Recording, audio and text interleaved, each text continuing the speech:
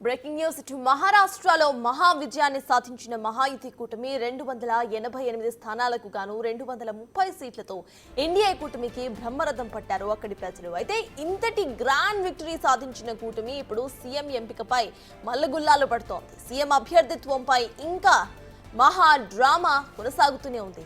ఓవైపు నేటితో మహారాష్ట్ర అసెంబ్లీ గడువు ముగుస్తూ ఉండగా ఇంతవరకు ముఖ్యమంత్రి ఎవరు అనే దానిపై మాత్రం నీలినీడలు ఇంకా వీడనే లేదు.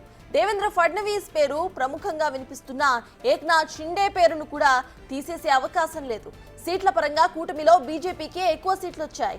ఆ లెక్క ప్రకారాన్ని చూసినా బీజేపీ నుంచే ముఖ్యమంత్రి అభ్యర్థి ఉండాలని ఆ పార్టీ భావించవచ్చు. అదే గనక జరిగితే ఫడ్నవీస్ మూడోసారి ముచ్చటగా సీఎం అవుతారు.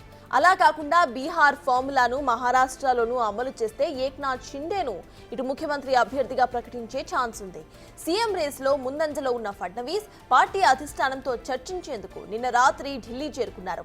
ఏక్నాథ్ షిండే, అజిత్ పవార్ కూడా హస్తినాలోనే ఉన్నారు. ఇక బీహార్ ఫార్ములా ప్రకారం ఏక్నాథ్ షిండేను సీఎంగా గనక కొనసాగించాలని శివసేనలోని కొందరు నేతలు అభిప్రాయపడుతున్నారు. మిత్రపక్షాలను ఉపయోగించుకొని చివరకు ఎటువంటి ముఖ్యమైన పదవి ఇవ్వకుండా బీజేపీ వాటి అడ్డు తొలగించుకుంటుందని ప్రతిపక్షాలు తరచూ కూడా విమర్శిస్తూ ఉంటాయని దీనికి చెక్ పెట్టేందుకు షిండే సీఎం కావాలనే వాదనను తెరపైకి తెస్తున్నారు. బీహార్లో జేడీయూకు తక్కువ సీట్లు వచ్చినా మిత్రధర్మాన్ని పాటించి నితీష్ కు ముఖ్యమంత్రి పదవి ఇచ్చిన విషయాన్ని గుర్తు చేస్తున్నారు ఆ పార్టీ నేతలు.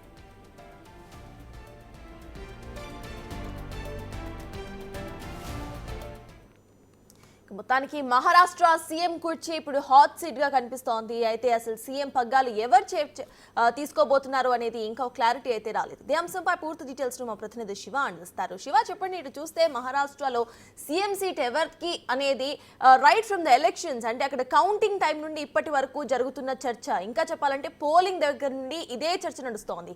అయితే ఇప్పటికీ కూడా ఈ చర్చ కొలిక్కి రాలేదు. అసలు దీన్ని ఎలా చూడాలి? అప్డేట్స్ ఏంటి? రైట్, డెఫినెట్గా మీరు అన్నట్లుగా పోలింగ్ డేట్ నుంచి కూడా సీఎం క్యాండిడేట్ ఎవరైనా దానిపై పలు ఊహాగానాలు వ్యక్తపరుస్తూనే ఒకవేళ అధికారంలోకి వస్తే ఎవరిని ముఖ్యమంత్రి చేస్తారనేది కొంత ఉత్కంఠ కొనసాగుతుంది. కానీ ఆ ఉత్కంఠ అనేది ఇప్పటికీ ఇంకా కొనసాగుతున్నది. ఉత్కంఠ ఇప్పటికీ వేడిన పరిస్థితి కనిపిస్తోంది. అయితే నిన్న ముగ్గురు నేతలు కూడా ఢిల్లీ వచ్చారు. ఢిల్లీ వచ్చిన సందర్భంలో నిన్న లోక్సభ స్పీకర్ ఓం బిర్లా కుమార్తె వివాహ రిసెప్షన్ కార్యక్రమానికి హాజరయ్యారు. ఆ తర్వాత ఏం జరిగింది అనేది కూడా ఇప్పటివరకు ఇటువంటి అప్డేట్ అనేది బయటకు రాని పరిస్థితి కనిపిస్తోంది. అంటే కేంద్ర హోంమంత్రి అమిత్ షాతో భేటీ అయ్యేందుకు వారు వచ్చారు.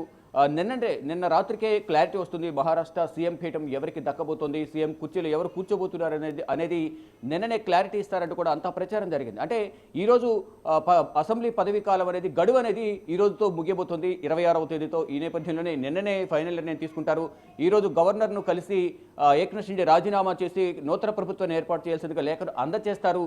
తదుపరి ముఖ్యమంత్రితో ప్రభుత్వాన్ని ఏర్పాటు చేయాల్సిందిగా ఆహ్వానం పలకాల్సిందిగా మహారాష్ట్ర గవర్నర్ను కోరతారంటూ కూడా అంతా ఊహించారు. కానీ ఇప్పటి వరకు ఎటువంటి క్లారిటీ లేదు. అంటే ఎప్పుడు ఏ నిర్ణయం తీసుకుంటారనేది కూడా క్లారిటీ లేని పరిస్థితి ప్రజెంట్ కనిపిస్తోంది. కానీ ఇక్కడ ప్రధానంగా సీఎం కుర్చీకి సంబంధించి మొదట ముగ్గురు పేర్లు వినిపించినప్పటికీ ఇండైరెక్ట్గా అజిత్ పవార్ మాత్రం దేవేంద్ర ఫడ్నవీస్కి తన మద్దతు అంటూ కూడా చెప్తున్నారు. ఒకవేళ షిండేకి ఇస్తే నేను కూడా సీఎం రేస్లో ఉంటాను అనేది ప్రధానంగా వారి అనుచర వర్గం దగ్గర కానీ ఇటు బీజేపీకి సంబంధించిన పలువురు కీలక నేతల వద్ద కూడా దేవేంద్ర ఫడ్నవీస్ సీఎం కావాలంటూ అజిత్ పవార్ తెలిపినట్టుగా తెలుస్తోంది.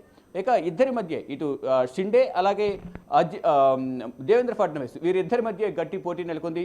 మరొకసారి షిండేకే ఈ ముఖ్యమంత్రి పీఠం కట్టబెట్టాలి, ముఖ్యమంత్రి స్థానంలో కూర్చోబెట్టాలి అనేది ప్రధానంగా శివసేన షిండే వర్గం చెప్తోంది. ఇప్పటికే నిన్నటి నుంచి కూడా మహారాష్ట్రలోని ఆలయాల్లో మరొకసారి షిండే ముఖ్యమంత్రి కావాలంటూ కూడా ప్రత్యేక పూజా కార్యక్రమాలు నిర్వహిస్తూ ఉన్నారు. కానీ ఇక్కడ ఎక్కువ మొత్తంలో దేవేంద్ర ఫడ్నవీస్కి మొగ్గు చూపుతున్నట్లుగా కూడా ప్రచారం జరుగుతోంది. కానీ అధిష్టానం మధ్యలో ఏముంది, ఎవరిని సీఎం కుర్చీలో కూర్చోబెడతారు అనే దానిపై మాత్రం ఇంకా సస్పెన్స్ అనేది కొనసాగుతూనే ఉంది. కానీ ఇక్కడ సింగిల్ లార్జెస్ట్ పార్టీగా అంటే 133 స్థానాలు 149 స్థానాల్లో పోటీ చేసిన బీజేపీ 133 స్థానాల్లో విజయం సాధించింది. ఇక్కడ షిండే కూడా 57 స్థానాల్లో, ఇటు ఎన్సీపీ 41 స్థానాలు, మొత్తం కలిపి 230 స్థానాలను వారు కైవసం చేసుకున్నారు 288 స్థానాల్లో.